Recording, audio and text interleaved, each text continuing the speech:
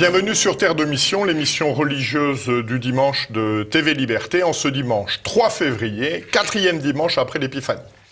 3 invités, 3 séquences dans notre émission. Tout d'abord, une rencontre avec monsieur l'abbé Barthes à propos de la réduction de la commission Ecclesia Dei à l'état de simple section de la Congrégation pour la doctrine de la foi. Ensuite, une rencontre avec le révérend père de Blinière, supérieur de la fraternité Saint-Vincent-Ferrier, qui nous parlera de son livre « Le courage de la paternité ». Et ensuite, nous accueillerons Anne Le Pape, rédactrice en chef adjointe du quotidien Présent, qui nous parlera du numéro hors série de Présent qui vient d'être consacré à la mémoire de François Brignot et Jean Madiran.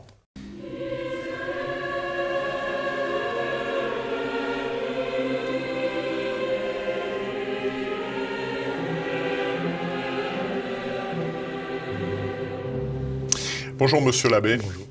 Merci de nous rejoindre. Par un motu proprio du 19 janvier dernier, le pape François a réduit d'une certaine manière le statut de la commission Ecclesia Dei à être une simple section de la Congrégation pour la doctrine de la foi.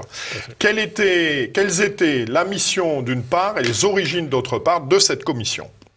La mission tient justement aux origines. L'origine, c'est 88, les consécrations de 4 évêques par Monseigneur Lefebvre sans mandat pontifical, et du coup, la création de cette commission pour, du point de vue romain, colmater la brèche, en quelque sorte. Donc la première, on peut dire, quatre compétences.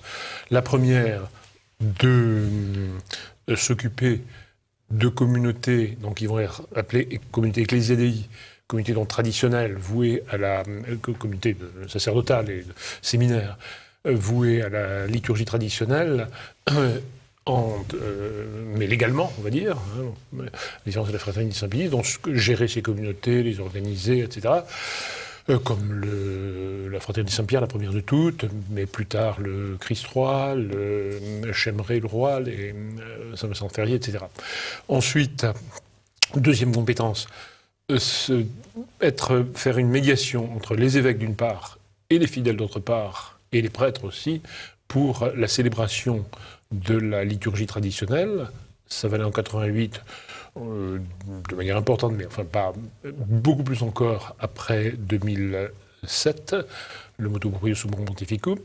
Troisième compétence, s'occuper aussi, malgré tout, de la fraternité Saint-Pie. Et ça va être finalement la plus importante des compétences de cette commission. Et quatrièmement, régler, à la manière de l'ancienne congrégation pour les rites, les problèmes liturgiques. Parce qu'il y en a, alors celle, il y avait beaucoup de difficultés à le faire, mais pour donner un exemple, récemment, un certain nombre de communautés ont demandé la permission de célébrer la Semaine Sainte dans son état d'avant Pie XII, ou bien régler, est-ce qu'on dit telle ou telle chose, enfin bref, une espèce de règlement du rite, autant qu'elle pouvait le faire, autant qu'on lui demandait. Voilà, ces 4 compétences, mais j'insiste sur le fait que la préoccupation de la fraternité Saint-Pie, et à partir de 2000, avec le cardinal Castrillon, les relations directes avec cette fraternité pour arriver, côté romain, à une pleine communion, comme on disait, côté Saint-Pie à une régularisation canonique.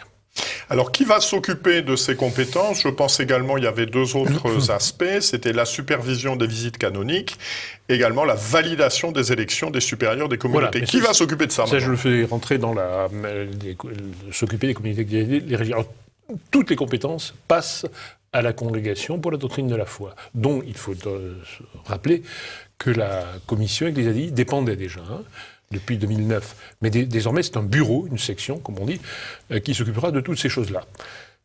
Théoriquement. Pratiquement, on va voir. C'est-à-dire que ça devient quand même un petit peu plus difficile. De l'avenir, on peut difficilement parler parce que, par exemple, en effet, qui va nommer les visiteurs canoniques, c'est très important. Jusqu'à présent, c'était la commission ecclésiastique qui connaissait bien ces communautés, qui envoyait dans ces communautés des visiteurs qui connaissaient ces communautés. Désormais, sur la congrégation de la foi. Et puis qui avait une certaine empathie avec elles. Voilà, comme on fait toujours, hein, et que c'était dans le but de les aider, de rectifier ce qui était rectifié, mais en tout cas de les aider. Et désormais, ce sera toujours, enfin ce sera ce bureau qui dit, mais les décisions seront prises par la congrégation elle-même, autrement dit par le préfet, mais véritablement par le secrétaire de la congrégation, qui est le personnage toujours le plus important.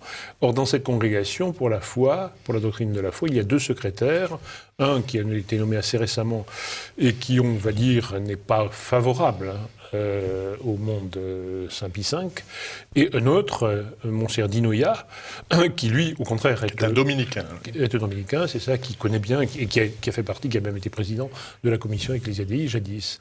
Alors, qui sera le secrétaire chargé de signer les décrets? Voilà la question. Alors, quelles ont été les réactions des communautés Ecclesia Dei d'une part et de la Fraternité sacerdotale Saint-Pie X à cette nouvelle organisation? Des réactions totalement opposées, on va dire, parce que, bon, il faut dire les choses comme elles sont. Ce motu proprio est une gifle appliquée aux joues des communautés ecclésiastiques, enfin du monde, on va dire, traditionnel officiel dans son ensemble, et est une espèce de cadeau à la fraternité Saint-Pie X. Donc les réactions étaient du côté des communautés ecclésiastiques, bon, l'attente, que va-t-il se passer? Rassuré jusqu'à un certain point du fait que toutes les compétences de la commission passaient au bureau, en disant, bon, finalement, ça ne va rien changer, on va voir. Quant à la fraternité Saint-Pie X, elle, qui n'a jamais aimé la commission ecclésiastique, puisqu'elle était en quelque sorte constituée contre elle, et pour attirer dans le milieu officiel ceux qui restent dans le giron de la fraternité Saint-Pie X. Donc, elle, au contraire, elle se réjouit. Un peu trop peut-être, un peu trop avoisé à mon avis. Mais enfin bon, ça c'est une question de diplomatie. Est-ce que cet événement aura un impact sur la célébration de la forme extraordinaire du rite romain dans les diocèses? Alors tout dépend quels sont les vrais motifs pour lesquels a été institué ce motu proprio. Alors quels sont ces motifs? On peut dire qu'il y en a 2. Hein. D'une part, une certaine hostilité du monde bergoglien contre le rite traditionnel, incontestablement. Le pape lui-même n'a aucune sympathie particulière. Il a dit à 2-3 reprises qu'il considérait l'affection pour la liturgie traditionnelle comme une espèce de mode qui peut passer une nostalgie, mettant de côté quand même la question Saint-Pie X pour lui, hein, à laquelle il est attaché. Il veut, pour des tas de raisons, que la fraternité Saint-Pie X ait un statut officiel. Et donc, mais autour de lui, il y a une hostilité très forte qui s'est manifestée récemment, par exemple, à la conférence des évêques d'Italie, et puis qui s'est manifestée à Saint-Anselme, qui est l'université liturgique de Rome, où un certain Grillo, qui est un professeur laïque de cette université, très hostile au rite Saint-Pie V, a donné ce qui est sans doute la raison. La vraie raison, à savoir que c'est Summum Pontificum, en fait. C'est le motu proprio de Benoît XVI qui donne un statut officiel égal, finalement, au rite nouveau, au rite traditionnel. Le rite traditionnel, donc, est la liturgie extraordinaire, la forme extraordinaire. Et ça, c'est donné par Rome. Par conséquent, or, ce rite ancien, lex orandi, lex credendi, rapport entre la foi et la liturgie, est quand même le rite d'avant Vatican II, donc qui s'appuie sur de telle sorte que c'est quelque chose d'anti-Vatican II, qui est proposé par Rome même. Donc il faut, selon lui, et selon tous ceux qui sont autour du pape, rabaisser le rite traditionnel, et par conséquent effacer la force de Summum Pontificum, de telle sorte que le rite traditionnel existe toujours, mais à la manière d'une tolérance donnée non pas par Rome, mais par les évêques. On en revient à 88, si vous voulez. À preuve, ce qui s'est passé à La Plata, en Argentine, Monseigneur Fernandez, qui est un grand ami du pape François, a finalement annulé dans son diocèse Summum Pontificum. Même pour les messes privées, il faut lui demander la permission. Donc vous donniez deux raisons, la première et la seconde. Et la seconde, alors qui est plus, c'est une espèce de cadeau à la fraternité Saint-Pédis, une espèce de bonne manière qu'on fait à la fraternité Saint-Pédis, que fait le pape. Et qui pour l'aider à s'approcher, si vous voulez. Globalement, qu'est-ce qu'il en adviendra ? Je pense qu'on ne peut pas revenir sur ce qui s'est passé, sur l'implantation, notamment en France, du rite traditionnel. Ça paraît de fait très difficile. Et cette espèce de relativisme vis-à-vis de la fraternité Saint-Pédis s'applique finalement à tout le monde. Voilà ce que je pense. Donc le rite traditionnel, la forme traditionnelle, c'est comme ça qu'il faudrait dire, est véritablement implanté, non seulement en France, mais dans le monde. Et il paraît quand même très difficile, surtout dans l'état de l'Église aujourd'hui, et de la force, c'est-à-dire du peu de force de la hiérarchie, de revenir en arrière. Merci beaucoup de ces explications. Donc je renvoie nos téléspectateurs à votre dernier ouvrage, mais nous aurons l'occasion de vous faire venir sur ce sujet. La messe de Vatican II, dossier historique par monsieur l'abbé Claude Barthes aux éditions Via Romana. Merci beaucoup, monsieur l'abbé.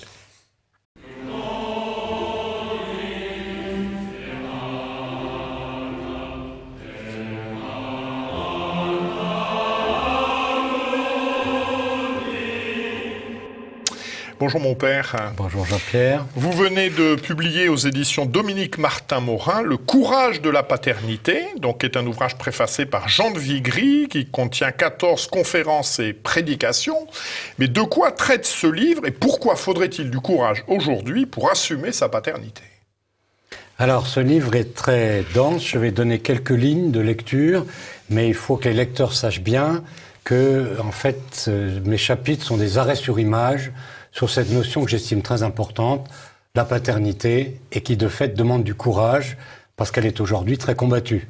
Donc la paternité, c'est transmettre la nature humaine, et pour ça il faut une motivation, il faut qu'elle vaille la peine, et il faut du courage, parce qu'aujourd'hui, cette nature humaine est mise en doute, elle est mise à mal, donc il faut des sources de motivation que j'ai analysées dans ce que j'ai appelé la soif de la jeunesse, l'amour de l'être, l'amour du beau, et puis le goût de l'aventure. Pour devenir père, il faut retrouver un peu la nostalgie de son adolescence pour que d'autres la vivent. Et puis le goût de la tradition aussi, penser que ce que nous ont légué nos prédécesseurs intellectuellement, culturellement, religieusement, ça vaut la peine d'être transmis. Et enfin, la rectitude de la conscience. Il y a un chapitre particulier que j'avais fait pour une intervention de la journée pour la vie à la Chambre des députés. Donc la rectitude de la conscience, retrouver l'idée que le sens des devoirs rend plus heureux que l'accumulation de l'affirmation des bonheurs. Donc voilà, il y a des sources importantes pour ce désir de devenir père, et c'est quelque chose qui est une belle aventure. Enfin, il faut retrouver l'idée que la paternité est une belle aventure, comme le disait Péguy, en parlant spécifiquement des pères de famille. Tout à fait. Alors quand on parle de l'homme, on parle aussi de la femme. Quels sont selon vous les rôles respectifs de l'homme et de la femme dans la famille chrétienne ? Alors je vais un peu vous décevoir, parce que mon livre est axé vraiment, il y a beaucoup de choses sur la femme, et justement mon livre est vraiment axé sur la question de l'homme, mais forcément, je traite de ses rapports avec l'épouse et en elle-même et puis dans le ménage. Notamment, je mets dans les qualités nécessaires aux pères de famille et à tous les hommes la dévotion envers le mystère de la femme. Et j'ai été très ému que Jean de Vigry, pour lequel j'ai une immense admiration, estime que ce chapitre est le plus beau du livre, là, le mystère de la femme. Mais il y a d'autres qualités nécessaires pour jouer son rôle de père dans la famille. Il y a le sens de l'honneur. Il a relevé dans sa préface une citation que je tiens de Daniel Villet, que mon père avait citée dans son livre La foi du centurion, une très belle définition de l'honneur. Je pense que nos jeunes sont très sensibles à cette dimension-là. Et enfin, 2 gros chapitres sur la force et la virilité, qui sont vraiment le point faible aujourd'hui. Il y a une espèce de féminisation, dans le mauvais sens du terme, de la société. Et pour être père, il faut que la femme soit pleinement elle-même, de telle sorte que l'homme puisse être pleinement ce qu'il est. Donc il y a tout un rôle à la fois symbolique et pratique. J'ai un chapitre très important, le rôle décisif du père dans la paternité. J'espère qu'il sera lu attentivement, non seulement par les hommes, mais par les femmes, qui ont un très grand rôle à jouer. Et ce rôle Aujourd'hui, on le sent de plus en plus nécessaire comme chef de la famille, bien que la loi ne s'exprime plus de cette façon-là, puisque c'est plus l'autorité paternelle, mais l'autorité parentale, sens de l'amour, sens de l'autorité, sens de la piété filiale, le regard sur Saint Joseph comme icône du père de famille, et puis, je dirais, un peu d'humour. Enfin, je pense qu'il faut que les hommes n'hésitent pas. Maintenant, j'ai remarqué, il y a des associations, des camps, des organisations qui relèvent la fierté masculine. Et en plaisantant, je dis que j'ai fondé une association virtuelle et ludique qui s'appelle Andrea, ce qui veut dire courage en grec, qui organiserait des Viril Pride, enfin des choses comme ça. Mais curieusement, quand j'ai écrit ça, je savais pas que ça existe. Il y a des groupes où les garçons se retrouvent, les jeunes pères de famille entre eux, pour cultiver les vertus masculines. Et il faut que leurs femmes comprennent que c'est important. Il y a quelque chose d'eux, je l'ai marqué moi comme éducateur, quelque chose du garçon qui se développe quand il est avec d'autres garçons et qui est inhibé quand il est trop dans les activités mixtes. Donc la femme a un rôle décisif. Je dirais que le père est celui qui normalement commande, mais c'est la femme qui crée toute l'ambiance, qui fait que finalement la tonalité va être à elle. C'est comme dans la Sainte Famille. Saint Joseph commande, mais la Sainte Vierge est supérieure. Donc je pense que le faux féminisme en fait a détruit la femme. Pour moi, c'est une des grandes sources de soucis depuis 50 ans que je réfléchis à ces questions-là. Et je pense qu'il faut vraiment faire une contre-offensive pour le bien de la femme et de l'homme, et que le faux féminisme soit dépassé dans un sens qui honore le mystère féminin pour la tenue, le choix du travail, le choix des professions, etc. Et là, évidemment, notre réaction dans le bon sens de la virilité ne fonctionnera que si les femmes nous aident. Alors, quelle est la place de la politique et des institutions au service de la famille ? Alors, c'est une très bonne question parce que Vigry, dans sa préface, je sais qu'il a beaucoup travaillé et donc pour moi, c'est vraiment une consolation, je dirais pas dans mes vieux jours, mais à l'orée de ma vieillesse, de voir qu'un homme pareil a vraiment compris. Il a dit, c'est un livre sur la politique au grand sens du terme. Le rôle de la politique, c'est d'abord de rétablir la hiérarchie des valeurs civilisatrices, la sagesse, la vertu et la nécessité. Et donc de faciliter par les lois et par les institutions le vrai développement d'une sagesse, en soutenant la pensée, l'enseignement, etc., mais sans forcément le dominer. Et puis, par des lois incitatives, évidemment, à la natalité, à l'exercice des responsabilités, permettre aux hommes d'exercer leur rôle d'éducateur. Et je pense, c'est un souci que j'ai eu depuis que je m'intéresse à la chose politique depuis avant 68. Nous avions fait un livre avec mon frère Kerali pour rebâtir l'université et nous proposions le chèque scolaire. Il faut vraiment que les familles puissent confier l'éducation à l'école de leur choix et à des groupes valables pour bien éduquer leurs enfants. Et donc le rôle de la politique, je pense, c'est un rôle préparatoire, incitatif, mais n'attendons pas tout de l'État.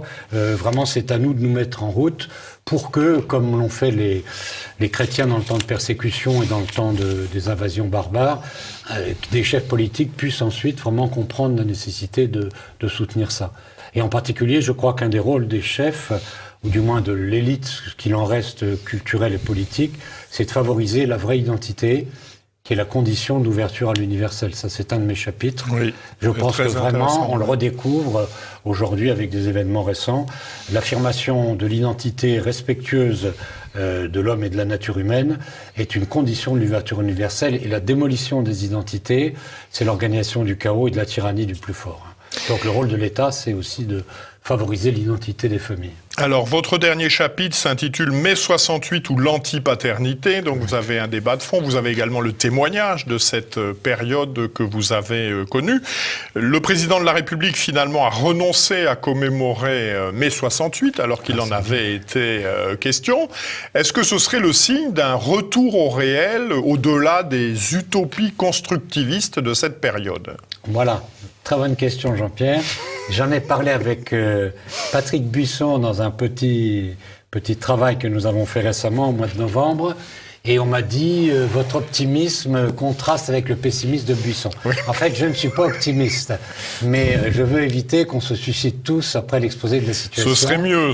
Car la situation est dramatique. Depuis que je suis adolescent, j'entends dire que la guerre civile est pour après-demain. Elle n'est toujours pas venue.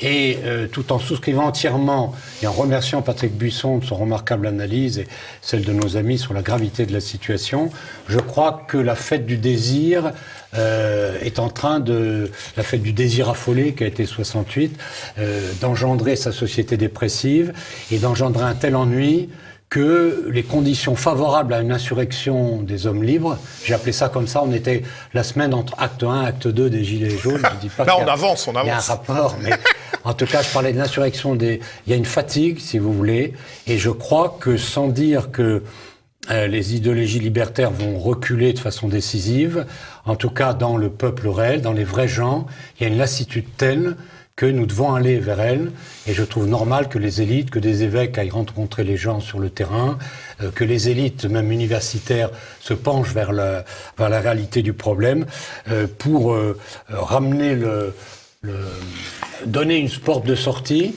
dans cette espèce de cercle vicieux où on s'est enfermé depuis 50 ans, dans le sens de la fierté de nos racines, hein, la fierté d'inventer des choses, parce que le père d'aujourd'hui doit être un inventif. Il ne peut pas recopier ce qu'a fait papa et surtout pas ce qu'a fait grand-papa, même s'il a eu la Légion d'honneur. Hein. Mais il doit inventer des choses, donc c'est passionnant. Et je dis, ce soir, je vais parler à un groupe de jeunes, je leur dirai, vous vivez une époque qui est très intéressante, parce qu'elle est extraordinairement difficile, mais elle manque beaucoup d'enracinement et beaucoup d'inventivité. Et je crois qu'on est arrivé, un peu comme pour la lecture du communisme, lorsque François Furet a commencé à relire la Révolution française, ensuite le livre de Courtois, etc., et puis les publications sur Augustin Cochin, par d'abord Damény, et puis ensuite maintenant Denis Sureau, on arrive à un moment où une partie des responsables français se rend compte qu'un cycle est fini. Et vraiment, il faut le comprendre. Vous voyez, de même qu'on a mis longtemps à faire percer la pensée de Solzhenitsyn, maintenant elle ne peut plus être contestée, elle vient encore par quelques personnes de mauvaise foi. Ben, je pense que pour mai 68 c'est pareil, on est dans une période favorable, et le recul sans doute opportuniste de notre président est le bienvenu, parce que mai 68 est une impasse métaphysique et culturelle. Alors maintenant, que mettre à la place, c'est ça le défi. Nous en parlerons une prochaine fois. Voilà. Je vous remercie beaucoup. Donc, je renvoie nos téléspectateurs au livre du père de Blinière, Le courage de la paternité, 14 chapitres. Et puis également, j'ai bien apprécié à la fin, vous avez une bibliographie commentée sur la virilité et également un florilège de citations par ordre chronologique.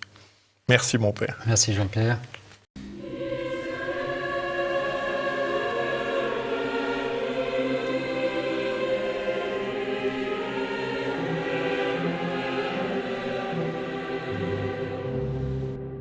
Bonjour Anne, merci de nous rejoindre. Bonjour Jean-Pierre. Donc vous venez de publier dans le cadre de Présent un numéro spécial sur François Brignot et Jean Madiran, à l'occasion en particulier du centenaire de la naissance de François Brignot. Ces deux personnages ont des itinéraires religieux très différents. Quels sont les climats familiaux respectifs de l'un et de l'autre dans lesquels ils sont éduqués ? Ils sont très différents, vous avez raison. Je vais commencer par évoquer François Brignot, ordre alphabétique oblige. Il est issu d'un mélange de familles, comme nous tous.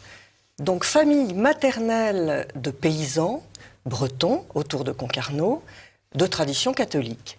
Mais famille paternelle de marins de Concarneau, plutôt à gauche, disons, pour simplifier, plutôt anticléricaux, mais dans ces familles de marins, c'était la mère qui restait responsable de l'éducation des enfants. Si bien que le père de François Brignot a été élevé chez les frères des écoles chrétiennes.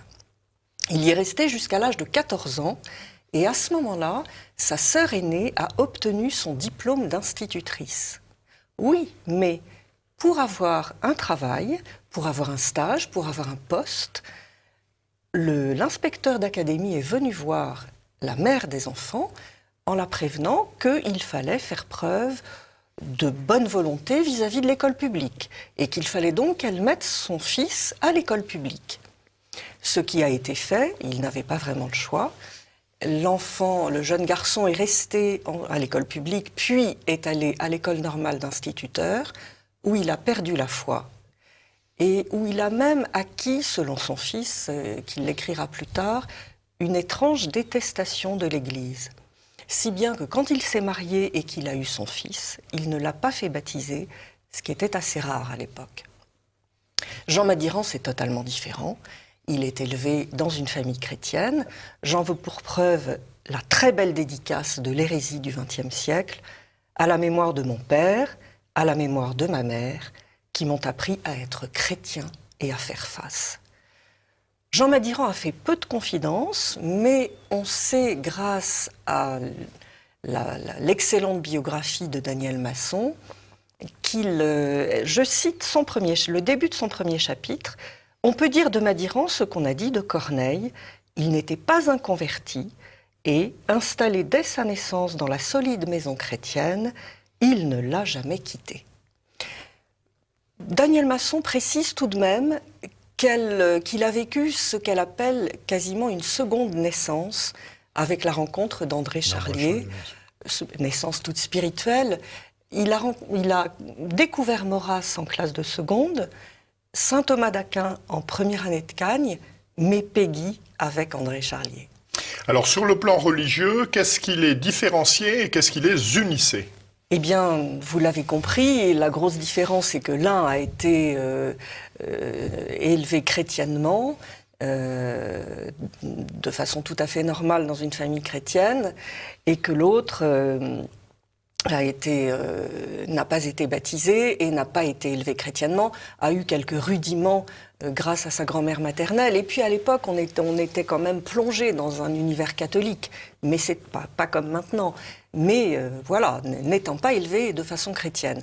Ce qui les unit est la profonde conviction que la foi catholique est partie intégrante de l'identité française. François Brignot a une position maurassienne. Tout en restant à l'extérieur de l'Église, il la considère comme un pilier de la civilisation occidentale, donc française. Y a-t-il des prêtres qui ont marqué la biographie, la vie et l'œuvre de l'un et de l'autre ? Bien sûr. Pour François Brignot, je citerai évidemment Monseigneur Lefebvre, qui l'a beaucoup impressionné par son courage, par sa personnalité. Je me souviens qu'il parlait du regard de Monseigneur Lefebvre, qui l'avait beaucoup marqué. Et Monseigneur Lefebvre, il savait que François Brignot n'était pas baptisé, a toujours dit que c'était lui qui avait le mieux compris ce qu'il avait fait, notamment dans ses articles au sujet des sacres de 1988. Et je citerai l'abbé Aulagnier, avec lequel il a vécu l'aventure de l'Anti 89, ce qui a créé de forts liens entre eux. L'abbé Laurence, qui l'a invité à donner des conférences à l'Institut Saint-Pédis. Et Jean-Pierre, si vous me le permettez, je citerai un laïc qui, à mon avis, a joué un grand rôle près de François Brignot, c'est Jean Nourigat, qui, sous ses dehors de franc buveur, qu'il était, avait caché une grande finesse et était un véritable catholique. Quelles ont été les relations de l'un et de l'autre, car l'événement s'est produit alors qu'ils étaient des hommes mûrs, au Concile et à la Révolution post-conciliaire ? Jean Madiran, c'est le combat de sa vie. Il combat cette révolution. Le fer de lance de son combat, c'est la revue Itinéraire qu'il a créée, qu'il a animée pendant des années. Il combat le progressisme, le communisme, et il demande le retour du catéchisme, de l'écriture sainte et de la messe. Ce sont les 3 points de sa lettre à Paul VI. François Brignot a une approche plus politique, mais il s'est rendu compte que les traditionalistes étaient ceux qui défendaient les valeurs françaises. Il a vécu, il a vu les porteurs de valises, l'Action catholique, mai 68. Il sait très bien que les progressistes sont cosmopolites, pro-immigrationnistes, etc. Donc, ça fait penser, vous savez, à la fin du camp des saints. Des gens très différents luttent pour la défense des mêmes valeurs. Alors, quel livre de l'un et de l'autre conseilleriez-vous de manière à mieux connaître la position de l'un et de l'autre vis-à-vis de l'Église et dans le rapport à Dieu ? Pour François Brignot, j'ai cité Monseigneur Lefebvre. Il y a un petit cahier consacré à Monseigneur Lefebvre. Mais ce qu'il faut lire absolument, c'est son livre « Jules l'imposteur », dont je vais vous citer les toutes dernières lignes qui sont poignantes. Même si un jour, conduit par la réflexion de Charles Maurras et la foi de mes amis, dont Jean Madiran, je retrouve l'Église traditionnelle de ma patrie et de mes ancêtres, jamais je ne ressentirai cette émotion, cette ferveur que donne seule l'enfance catholique. Jamais je ne serai le catholique que j'aurais aimé être, de nature et de sentiment, sans grand tourment d'esprit, dans la banalité des certitudes. C'est la grande victoire de Jules Ferry, l'imposteur. Quant à Jean Madiran, eh bien, nous n'avons pas de confidence de Jean Madiran.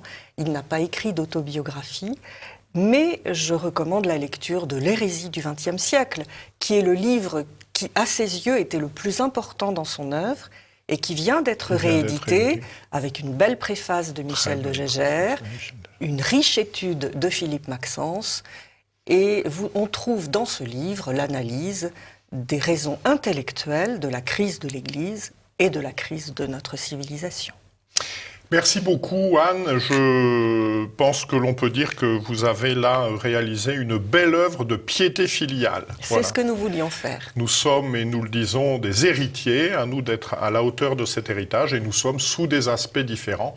Je crois dans notre fidélité à la France et à l'Église, des héritiers de François Brignot d'une part et de Jean Madiran d'autre part. Exactement.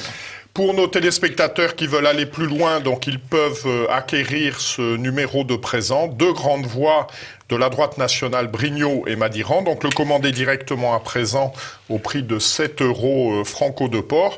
Et je conseille également, au-delà de l'hérésie du XXe siècle qui vient de nous être présentée, également de Jules l'imposteur, donc l'ouvrage de François Brignot, Anne Le Pape a publié aux éditions Pardès un ouvrage intitulé Brignot, qui suis-je, qui permettra de mieux découvrir ce personnage attachant. Merci Jean-Pierre.